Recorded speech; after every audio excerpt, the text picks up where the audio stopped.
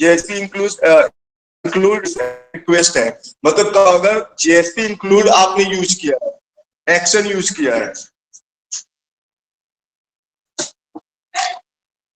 अगर include action use किया है, तो जब आप रिक्वेस्ट करोगे उसी समय वो पेज क्या हो जाएगा, ट्रांसलेट हो जाएगा।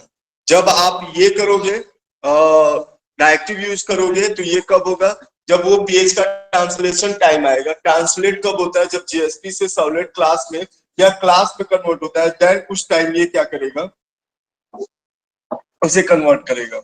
ये किसके लिए होता है, better for static pages, better for dynamic page. अब स्टैटिक पेज किससे कहेंगे, एक बात बताओ, जब भी कोई हम वेब एप्लीकेशन बनाते हैं, तो आप देखोगे तो हेडर और जो फुटर होता है वो सारे साइट के लिए, सारे पेजेस के लिए सेम होता है। तो यार अगर मान लो हेडर और फुटर वाला अगर 500 लाइन का कोड है, तो आपको नहीं लगता है कि हर बार आपको क्या करना पड़ेगा, 500 लाइन की कोड ऐड करना होगा। आप ऐसा नहीं चाहते तो आप क्या करो, फुटर डॉट जीएसपी और हेडर डॉट जीएसपी दो फाइल बना दो, और उसके क्या करो, जेएसपी इंक्लूड डायरेक्टिव का यूज करके उसे फिक्स कर लो। ठीक है, ये क्या कह रहा है, include the original content in the generated servlet, और ये क्या करता है, कॉल्स द इंक्लूड मेथड। मतलब ये पूरा का पूरा सर्वलेट क्लास बनाता है, और ये इसके लिए क्या बनाता है, केवल इंक्लूड मेथड को कॉल करता है। इसे राइट डाउन कर लो,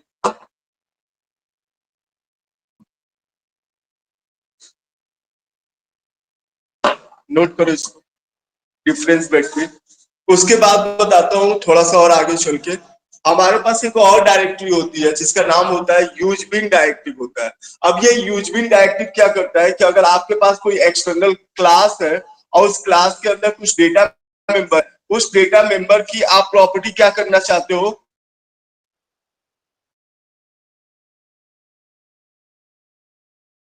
उसकी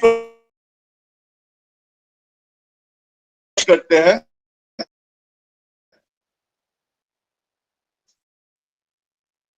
गेटर और सेटर यूज करते हैं, लेकिन हम यूजबिन डायरेक्टिव भी दिखा रहा हूँ, फिलहाल इसको करो पहले। हम्म।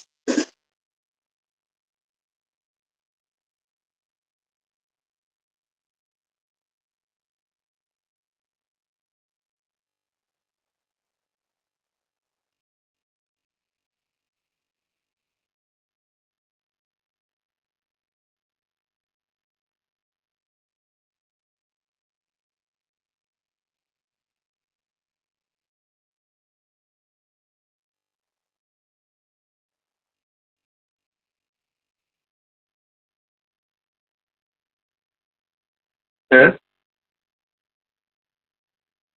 मैसेज कर देना। ज्वाइन कर लेंगे, क्या करना होगा तो। मेरे में तो दिख ही नहीं रहा है ग्रुप ही, इतना सारा मैसेज आता है बच्चों का,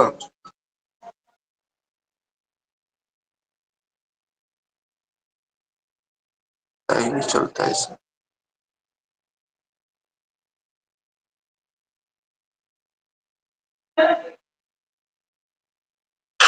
बोल तो रखा है सबको। हम्म।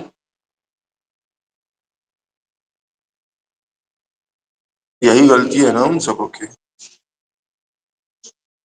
अरे यार 6-2 वाला मिल ही नहीं रहा, 6 PM।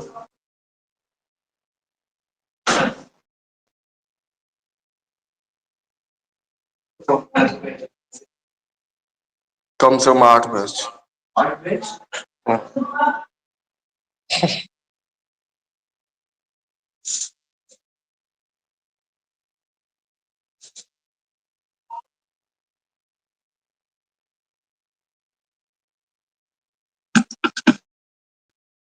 8 बैचेज है, 8। हो गया। अब देखो, अगला है अंडरस्टैंडिंग जावा बीन। ये इतना इंपॉर्टेंट है जावा been.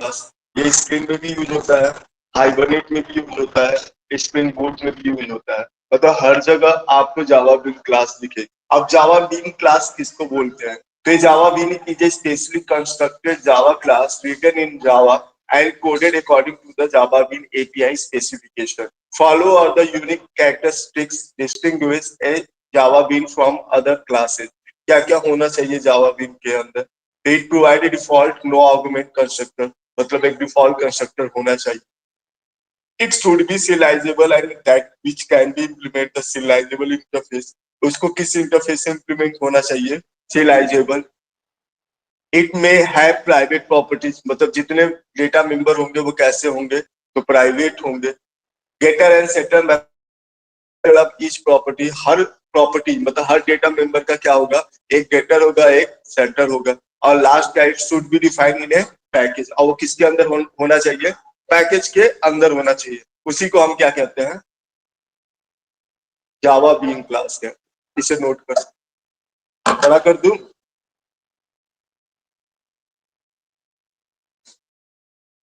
Low.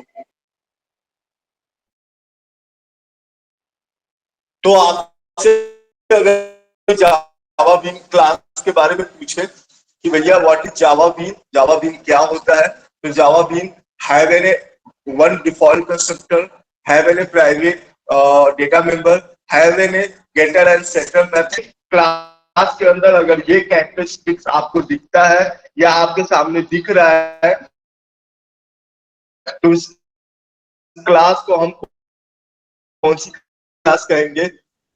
Java been class. कौन सी क्लास कहेंगे? जावा बीन क्लास।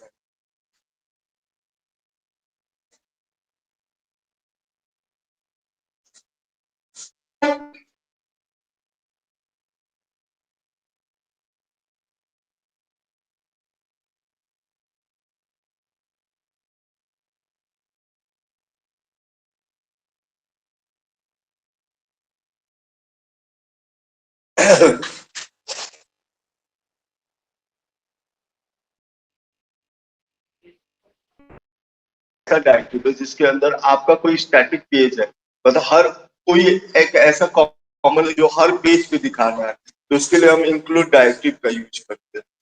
अगर कोई कॉमन पेज है उसे बार बार आपको डिस्प्ले कराना है तो उसके लिए हम क्या यूज करते हैं? डायरेक्टिव यूज करते हैं। और कोई ऐसा पेज है जो बार बार डिफरेंट डिफरेंट यूज हो रहा है, डायनेमिक हो रहा है, तो उसके लिए हम क्या यूज करते हैं? इंक्लूड एक्शन यूज करते हैं। अब वो तुम्हारा दोस्त कहाँ गया? क्यों दिल्ली नहीं जा रही है?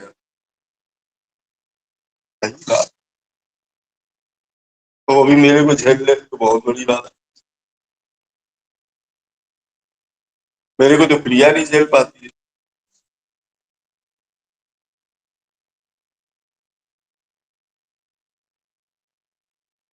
प्रिया एकमात्र ऐसी लड़की है 11 से 12 पढ़ी, 12 से 1 पढ़ी, 1 से 2 पढ़ी, 2 से 3 पढ़ी, वीकेंड में 10 से 12 पढ़ी, 12 से 2 पढ़ी। तो एक बैच, दो, तीन, चार, 5 बैच में। और हाँ, एक टाइम में इवनिंग में बैच चलता था 6:30 बजे, वो भी ज्वाइन किया। तो 5, 1, 6, 1, 7, 7 बैच में पढ़ चुकी। अभी देखो कितना बैच आगे बनता है। 10 तो हो ही जाएगा। मैंने कोई बैच तो तुम्हारा चेंज ही नहीं किया, केवल टाइम बदला।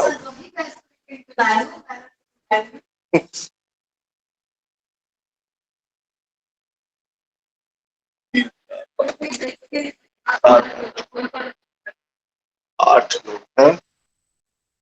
8, 16, 24, 25, 26, 27। उस दिन मैंने बोला ही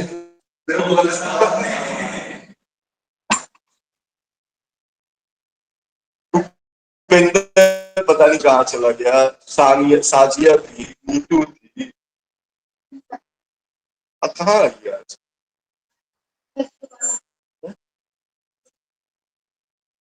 बोली थी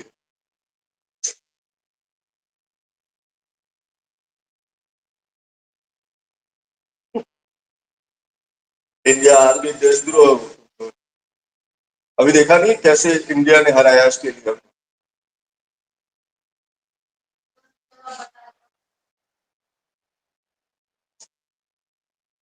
209 का टारगेट बना दिया, बताओ 20 ओवर। कम समझ रहे हो?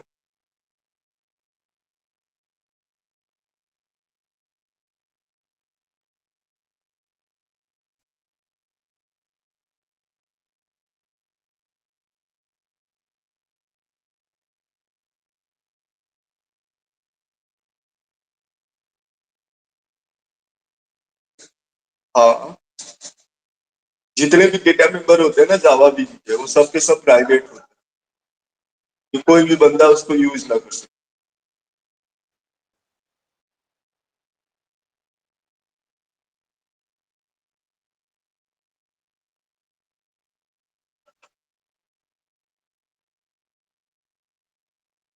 हो गया ना? पीछे करो, जल्दी करो भाई।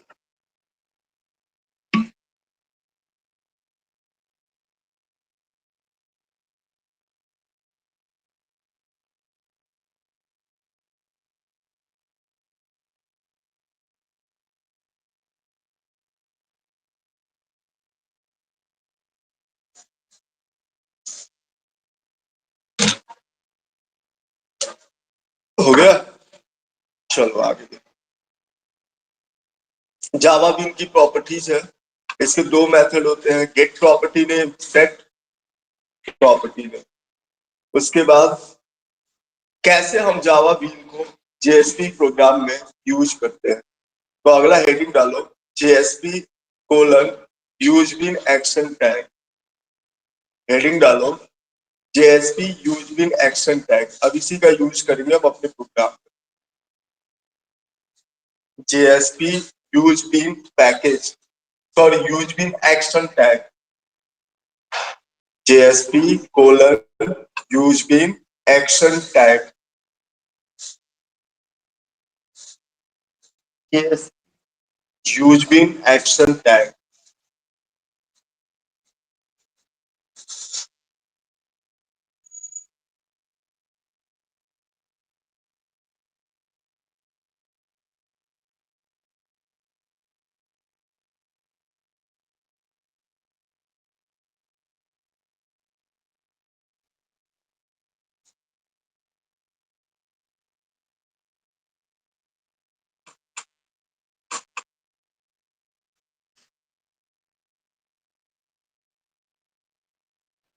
ना ना उतारना कुछ भी नहीं है, अब डायरेक्ट प्रोग्राम।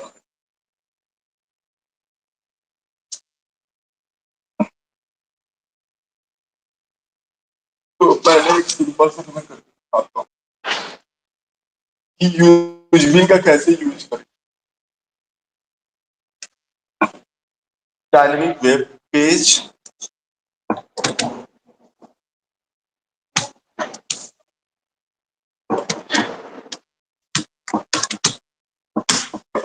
यूज बिन एक्शन टैग। अब इसमें क्या करो, इसके अंदर जाओ, वेब कंटेंट पे जाओ, राइट क्लिक करो। सिंपल कैसे गया हूँ देखे हो ना सारे लोग। फाइल में गया हूँ, न्यू में गया था, और क्या क्लिक किया था, डायनेमिक वेब प्रोजेक्ट पे क्लिक किया था। उसके बाद किस में जाना है आप लोग को, वेब कंटेंट पे राइट क्लिक करना है, न्यू में जाना है। यहाँ पे क्या दिख रहा है, जेएसपी फाइल, इस पे क्लिक कर लेना और यहाँ पे लिख लेना index.jsp। ठीक है, अब इसमें तुम्हें एक सिंपल सा भी करके दिखा रहा हूं मैं। यूज बीन का केवल यूज कर रहा हूँ, और ये अपनी क्लास यूज नहीं कर रहा हूँ, ये प्री डिफाइंड क्लास है उसको यूज कर रहा हूँ। अब देखना इसमें मैंने क्या यूज किया है, use bean action tag use किया है। आईडी क्या दे रखा है, माई डेट, और किस क्लास का ऑब्जेक्ट इस माई डेट के अंदर जाएगा। तो जावा के अंदर एक यूटिल पैकेज है, यूटिल पैकेज के अंदर एक डेट नाम का क्लास है। इसका जो रेफरेंस आईडी होगा वो किसके अंदर चला जाएगा, माई डेट के अंदर चला जाएगा। और ये काम कौन कर रहा है, तो ये यूज बीन एक्शन टैग कर रहा है।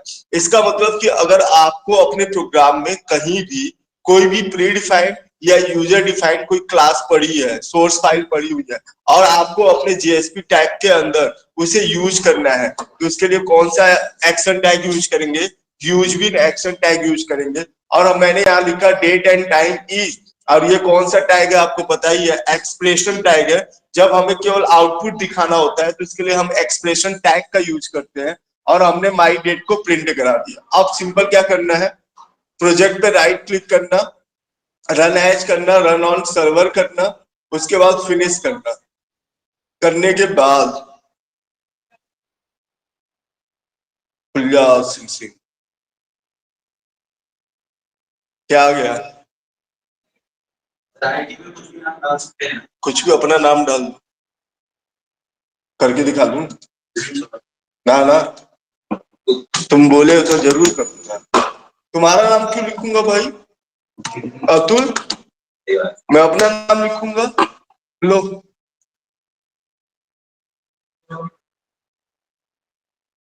इंपोर्ट अलग चीज हो गया, ये तो डायरेक्ट इसका ऑब्जेक्ट यूज करते हैं ना हम।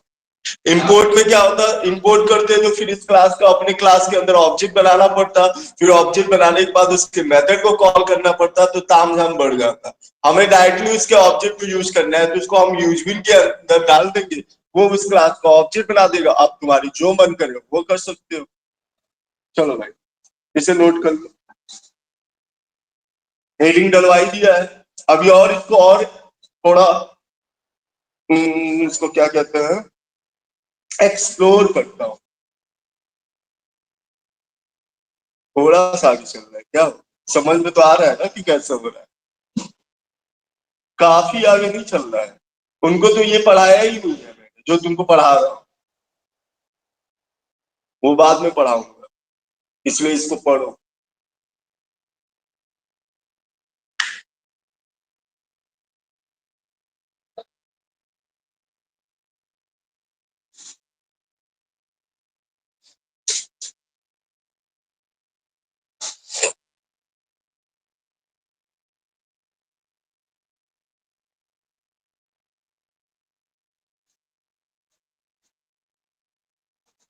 यह चिकन को खा मन से उतर गया।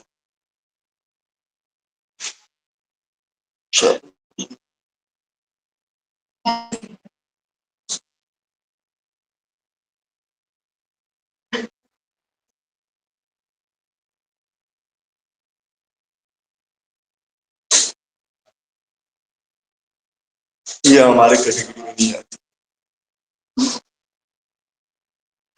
ये हमारी जाति से बाहर की हो गई।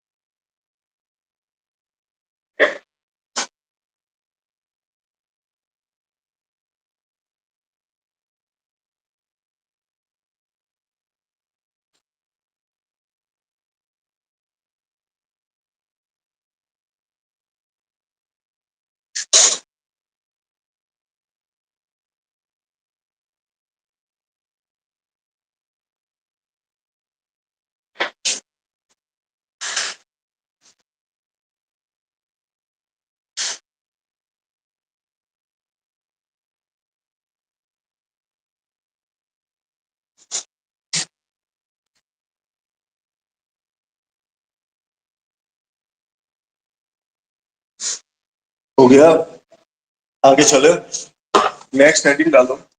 इसी के थोड़ा सा और आगे बढ़ेंगे। ये पूरी लाइन कॉपी करो, लिख लो, JSP set property and JSP get property action tag. अब इसको देखो कैसे मैं यूज करता हूँ। नेक्स्ट हेडिंग डालो, जेएसपी सेट प्रॉपर्टी। क्यों नहीं लिख रहा भाई?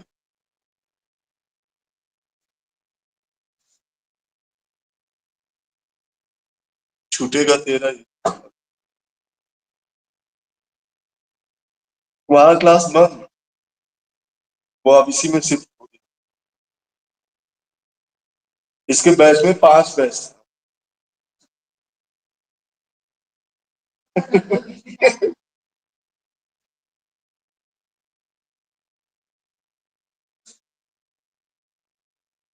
तो फिर से जेएसपी सबसे आसान है। इसमें कोई भी एक्स्ट्रा कोड ज्यादा है ही नहीं, तो बस सिंपल स्टेप बाय स्टेप है। ये जब तक खुद से एक एक बार नहीं करोगे तब तक नहीं समझ में आएगा। अब तुम अपनी बात तुम अपनी बात अब मत करो।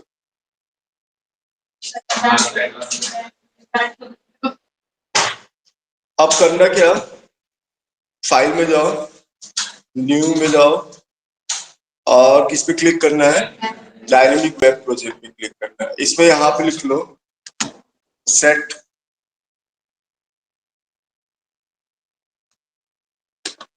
Property action tag, set property action tag. इसके अंदर जाओ। अब इसके अंदर क्या करो,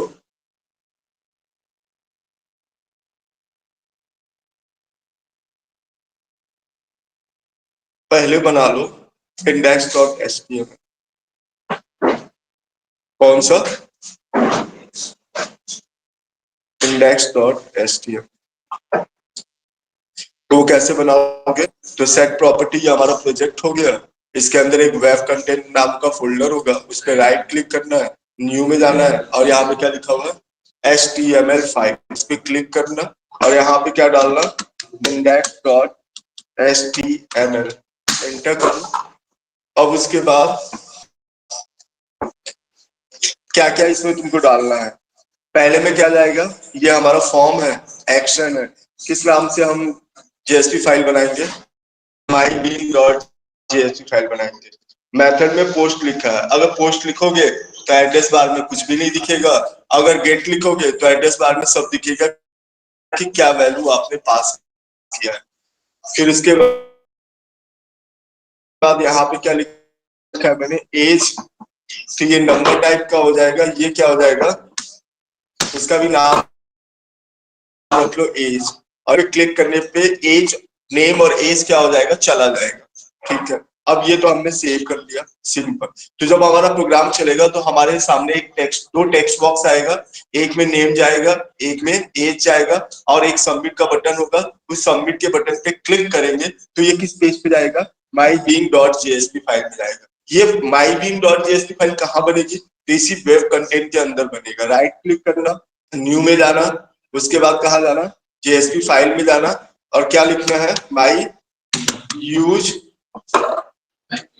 माई बीन है, चलो यहाँ पे लिख लो बीन डॉट जेएसपी, एंटर करो। उसके बाद हमारे पास एक बीन डॉट जेएसपी फाइल होगी, उसको वहां से ले लो, कॉपी कर लो। अब इसमें कुछ थोड़ा बहुत चेंजेस करना होगा, वो हम करेंगे। पैकेज का नाम P1 रख लेना। तो ये बता रहा है, कहाँ गड़बड़ दिखा रहा है,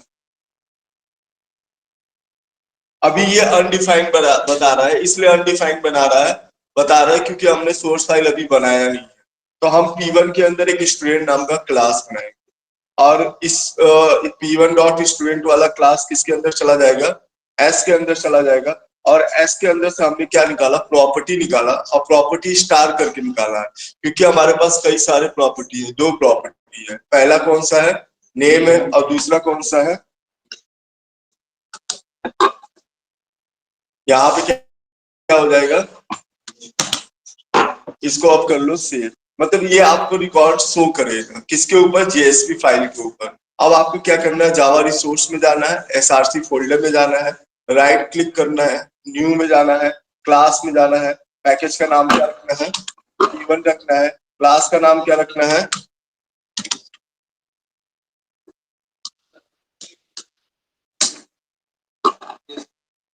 हाँ। हम इसके अंदर गए और हमने क्या किया, पूरा का पूरा बीन क्लास ले लिया। इसी को हम क्या कहते हैं, बीन क्लास कहते हैं। कैसे कहते हैं, इसमें ध्यान देना।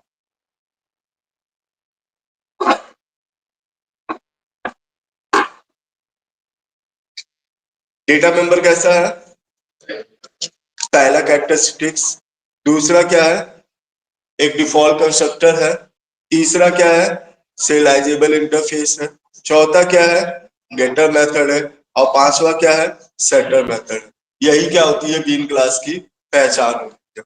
अब इसी के थ्रू हम वैल्यू को गेट करेंगे और वैल्यू को सेट करेंगे। अब देखो कैसे चलता है, तो चलते हैं वेब कंटेंट के अंदर, mybean.jsp, अभी भी आ रहा है।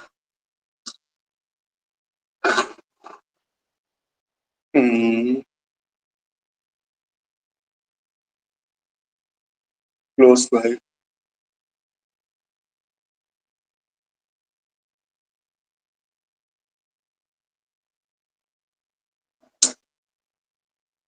P1 डॉट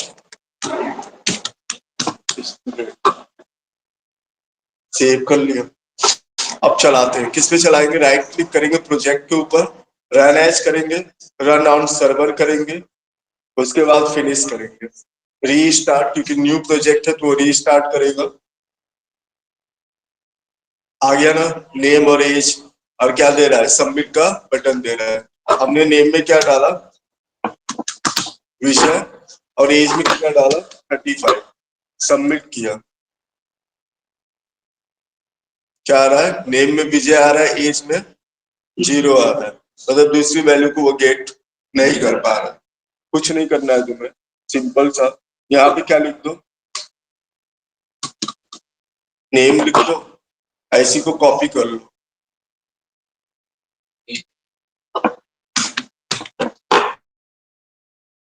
और यहाँ पे क्या कर दो, एज कर, सेव कर दो। उसके बाद फिर से आओ, बैक में जाओ, रिफ्रेश कर दो, एडमिन ले लो, 25 ले लो, सबमिट ले लो। अब ये क्या कह रहा है, as of type in a B type P1 dot student can not find to write property as of type. समझ गए, ये कहना ये चाहता है कि स्टूडेंट के नंबर एज है, सही तो है।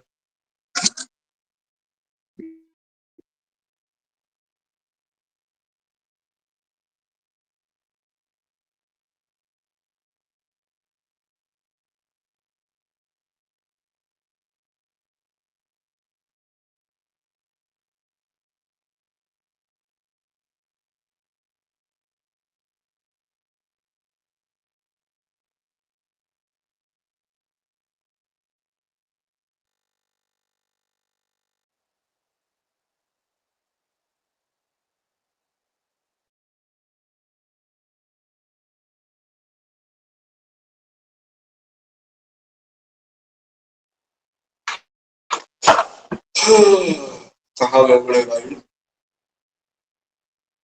यहाँ सही है। टेक्स्ट में कितना दिया है, नंबर, एज, चलो भाई बीन में चलते हैं, तो यहाँ नेम है, यहाँ एज है, यहाँ भी एज है।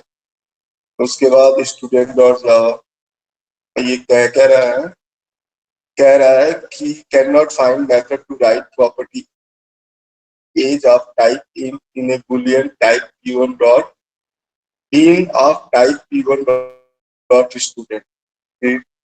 तो ये कैसा है, इंटीजर टाइप का है, ये भी इंटीजर टाइप का ही है।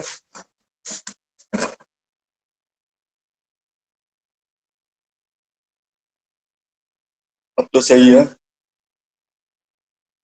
चलो फिर से चलते हैं। Run on server, finish, restart.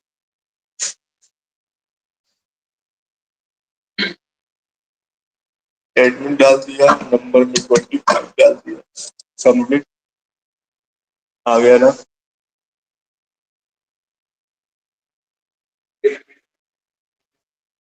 फिर डेटाबेस में जाएगा। तो पहली क्लास कौन सी है? स्टूडेंट। मतलब मैं ये दिखाना चाह रहा था कि आपके पास अगर कोई एक्सटर्नल क्लास है और उसको आप अपने प्रोग्राम में, जेएसपी प्रोग्राम में उसे यूज करना चाहते हो, तो उसके लिए हम यूज भी एक्शन टैग का यूज करके यूज कर सकते हैं। पहला, दूसरा सेट प्रॉपर्टी, और तीसरा गेट प्रॉपर्टी। अगर किसी भी क्लास के अंदर किसी वैल्यू को सेट करना हो तो सेट प्रॉपर्टी यूज करेंगे, और किसी वैल्यू को गेट करना हो तो गेट प्रॉपर्टी यूज करेंगे। इसे नोट कर।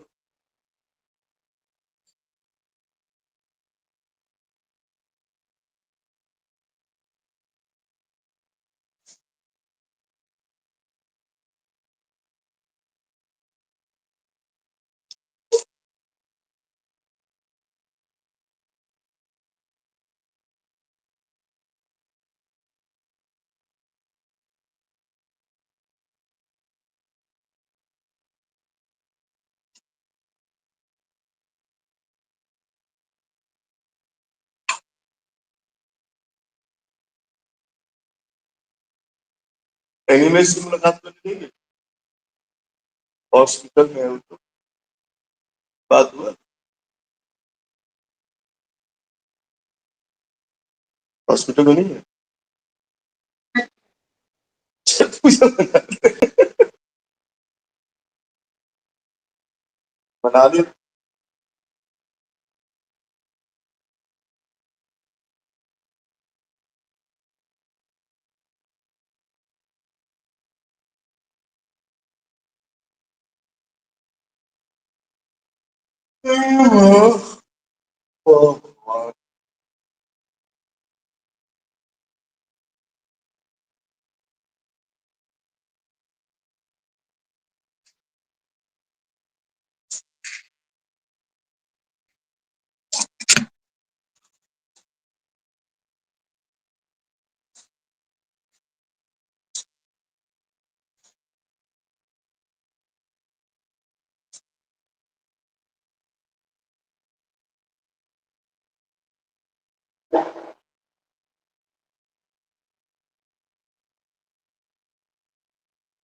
हाँ।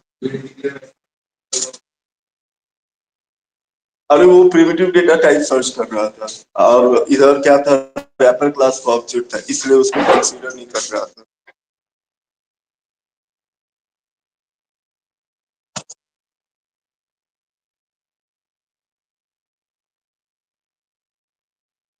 कर रहा है ना कड़क। मुर्गा, उसका खून काला होता है। और आज सोच रहा हूँ वो ले जाऊंगा, बकरी का कीमा।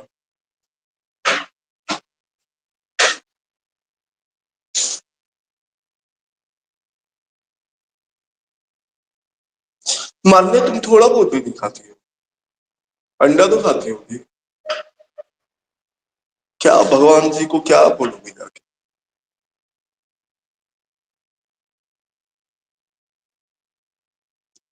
हिरन तो खाया होगा। हिरन तो मैं 5-6 बार खाया हूँ।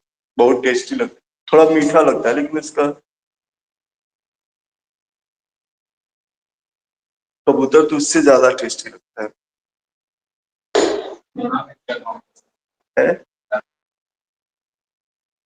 लेकिन लाऊ क्या तुम्हारा?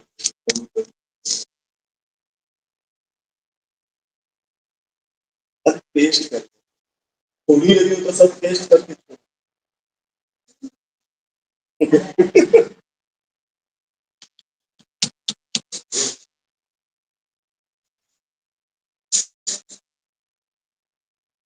इसमें 3 प्रोग्राम बनेगा।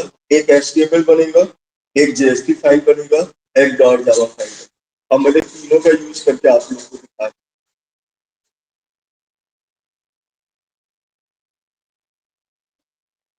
हो गया ये कंप्लीट। चलो, ये रहा index dot H T M.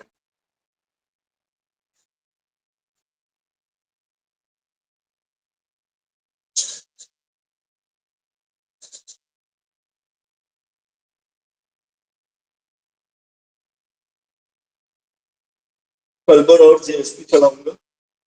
कल जेएसपी का दो तीन चीजें बता दूंगा, जैसे फाइल वो इमेज फाइल को कैसे डेटाबेस में अपलोड करते हैं, इमेज फाइल कैसे डेटाबेस से बाहर निकाल के लाते हैं।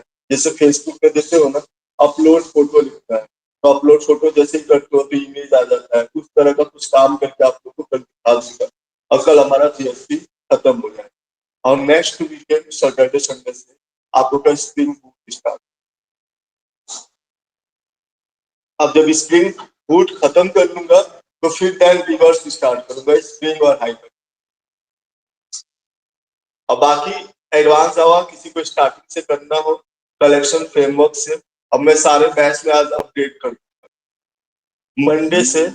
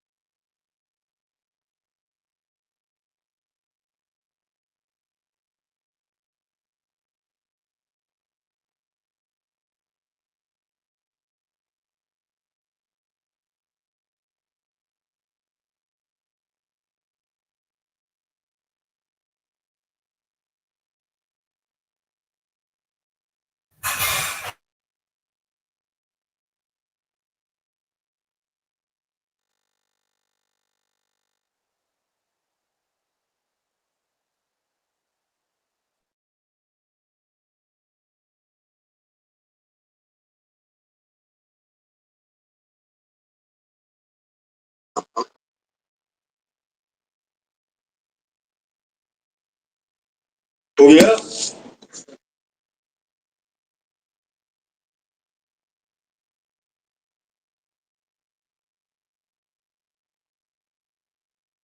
अब इतना डेप्थ में कोई जीएसटी ना पढ़ा था, इतना डेप्थ में कोई जीएसटी नहीं पढ़ा था। जितने टाइम से तुम लोग को जीएसटी पढ़ाया है, दूसरा कोई होता तो एक दिन में जीएसटी खत्म हो जाता। क्योंकि गिनती के 3-4 टैग होते हैं, बाकी वो टैग जो बताया वो थोड़ा कॉम्प्लिकेटेड है, उसकी कहेंगे जरूर तुम्हें बताएंगे कि तुम्हें पता ही नहीं चलेगा। अब वो तो जो डेवलपमेंट में जाता है उसको पता लगता है जरूरत पड़ती है कि नहीं पड़ती है। हो गया ना, चलो आगे। यहाँ पे कुछ लिखा हुआ आ रहा है, कस्टम टैग। कस्टम नाम सुना होगा तुम लोगों ने। एक्सेप्शन हैंडलिंग में हमने एक कस्टम एक्सेप्शन क्लास बनाया था, उसी तरह ये कस्टम टैग है। अभी तक जितने टैग हमने यूज किया, वो एक्शन टैग है या एक्सप्रेशन टैग है, स्टिपलेट टैग है या कुछ भी, वो सबके सब जो टैग थे वो जेएसपी के टैग थे। इसका मतलब वो प्री डिफाइंड टैग थे। अब हम कैसा टैग बनाना चाहते हैं, यूजर डिफाइंड टैग बनाना चाहते हैं। तो इसके लिए हम क्या यूज करते हैं, कस्टम टैग या टैग एक्सटेंशन। तो custom tags are user defined tags, they eliminate the possibility of skiplet tag and separate the business logic from the JSP page. The same business logic can be used many times using custom tag. When a JSP page containing a custom tag is translated into Servlet, the tag is converted to operation on an object called a tag handler.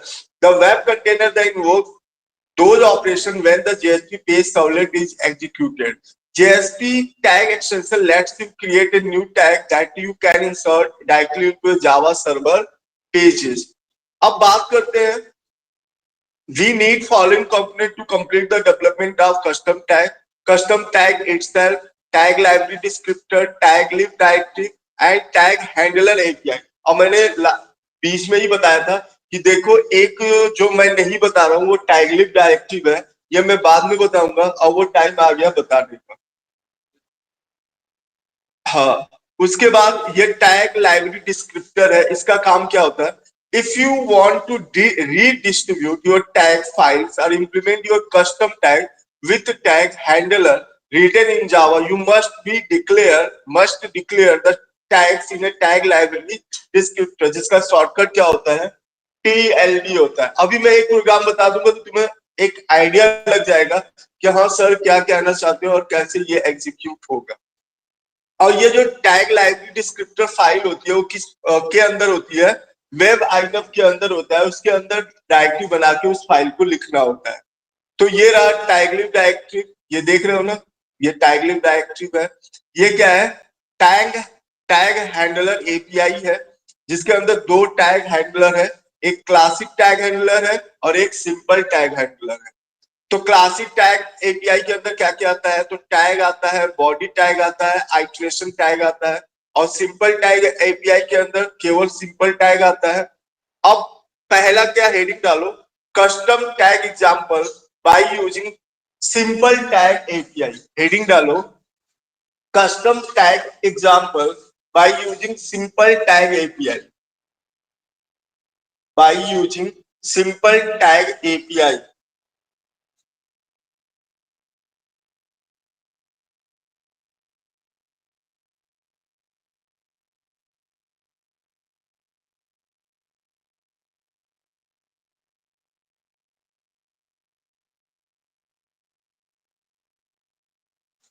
मतलब ये tag हम कहीं भी use करेंगे ना, hello नाम का, ये हमारा टैग होगा। कैसे इसको बनाए देखते हैं।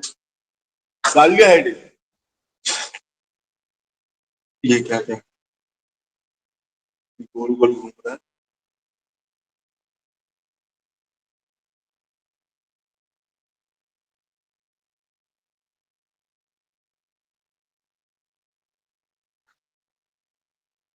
चलो भाई, कस्टम टैग, फाइल में जाना, फाइल में जाना, न्यू में जाना और किस पे क्लिक करोगे, डायनेमिक वेब प्रोजेक्ट। इस पे आ गया, यहाँ पे लिख लो सिंपल टैग एपीआई, एंटर किया, आ गया। इसके अंदर चलते हैं, वेब कंटेंट पे जाते हैं, वेब कंटेंट पे न्यू में जाते हैं, वो तो बात की बात है। फिर जाते हैं जेएसपी फाइल पे और इसका नाम क्या रख लेते हैं, इंडेक्स डॉट जेएसपी, एंटर किया। उसके बाद इसके अंदर जाते हैं, कॉपी करते हैं,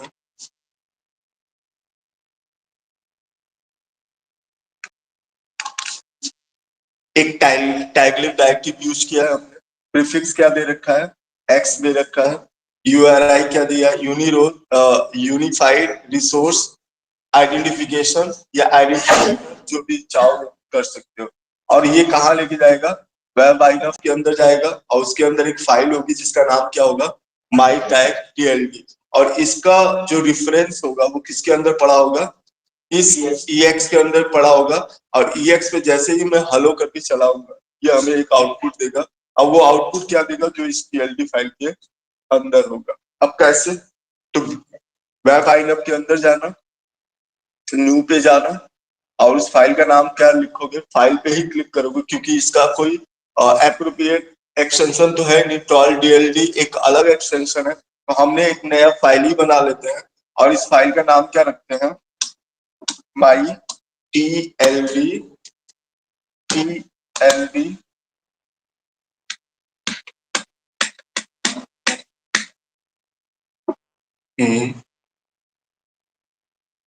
एक माई टैग डॉट टीएलडी है ना। वेब आइनफ पे जाना, न्यू में जाना, फाइल में जाना, माई टैग है डॉट टीएलडी, ये हम ले लिए। और ये किसके अंदर जा रहा है देख रहे हो ना, वेब आइनफ के अंदर जाएगा। और यहां से क्या करो, टीएलडी वाली फाइल में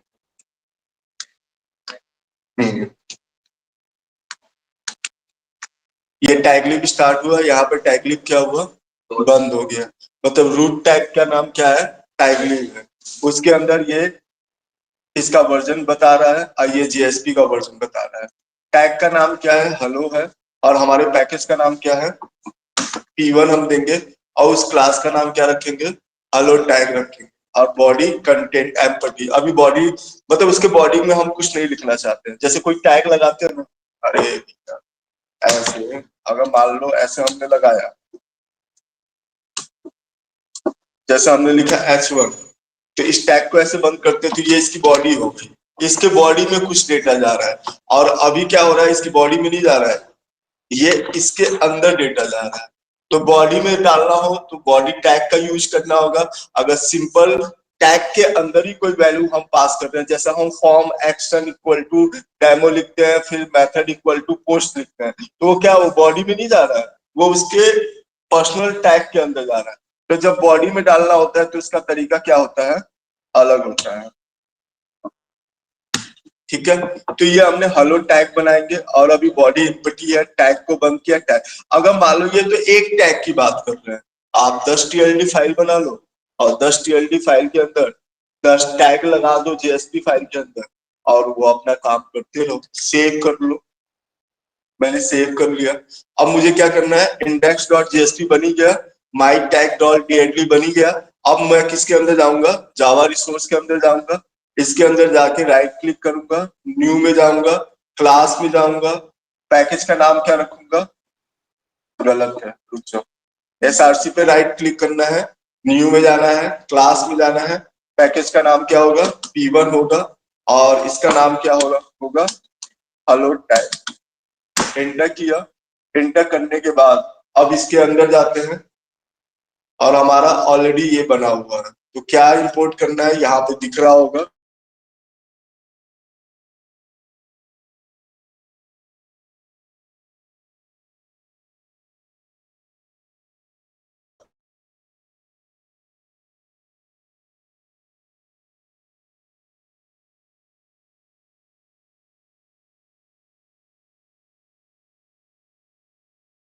सिंपल टैग सपोर्ट के अंदर एक मेथड होता है जिसका नाम क्या होता है, डू टैग, और ये क्या एक्सेप्शन थ्रो करता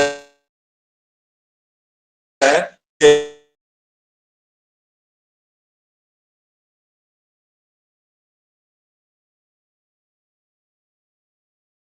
एक्सेप्शन और आईओ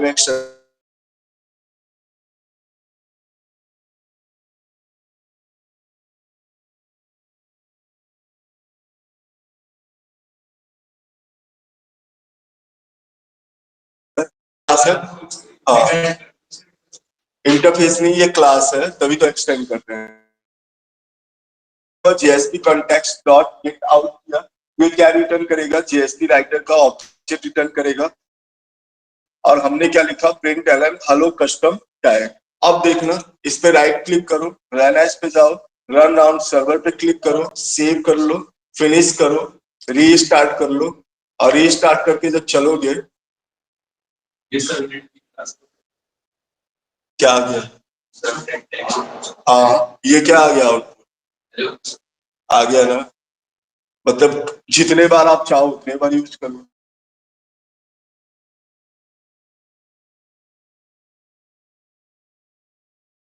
कॉपी कर लो,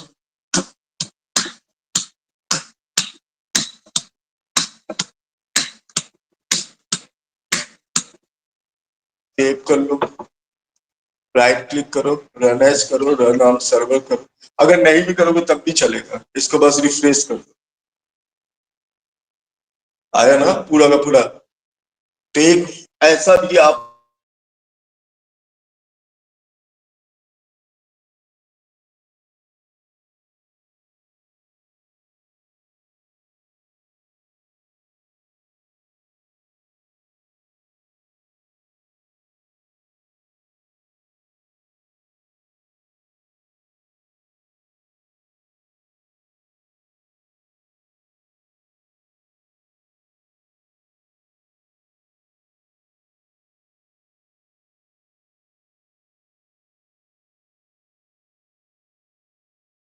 क्या नोट करोगे, पहले यही नोट कर लो।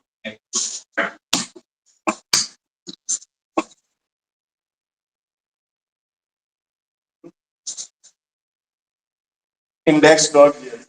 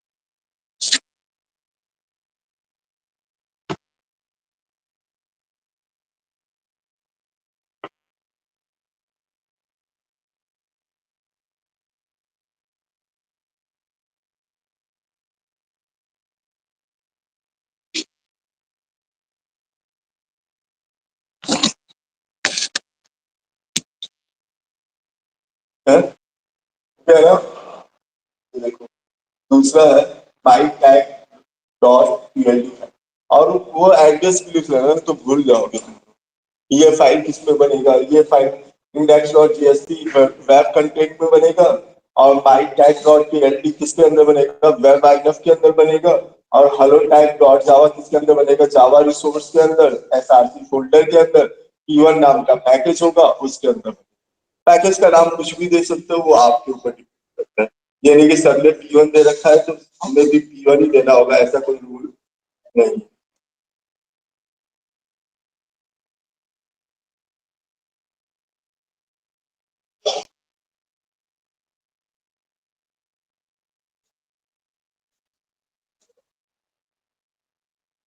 आज एक बार भी इसी नहीं चला गया।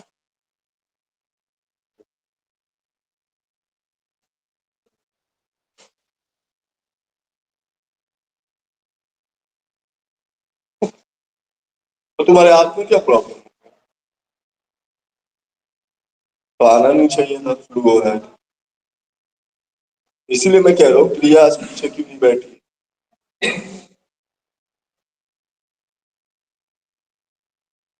नेल पॉलिश लगाती हूँ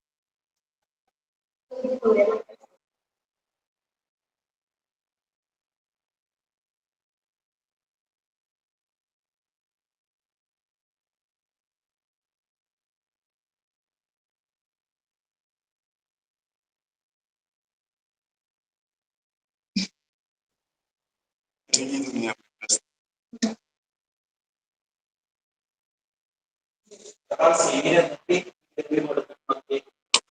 तो वो तो फिक्स है, वो चेंज नहीं होगा। चेंज हमेशा क्या होता रहेगा, भाई हम किस नाम से कॉल किए, इस नाम से कॉल, ये नाम चेंज होता रहेगा। अगर मान लो इसी को एक और टैग बना लो, टैग तो आप कितना भी सारा भी बना सकते हो। एक बार और दिखाता हूँ। हाँ, ये मैंने कंट्रोल नहीं किया, इसका नाम क्या रख लिया, हेलो वर्ल्ड रख लिया। सेव करो।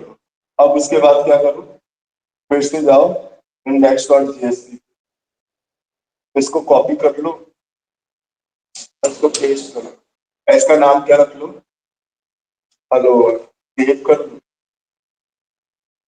इसको बस रिफ्रेश कर लो ना, सोर्स फाइल से क्यों, आ गया ना हेलो कस्टम टैग।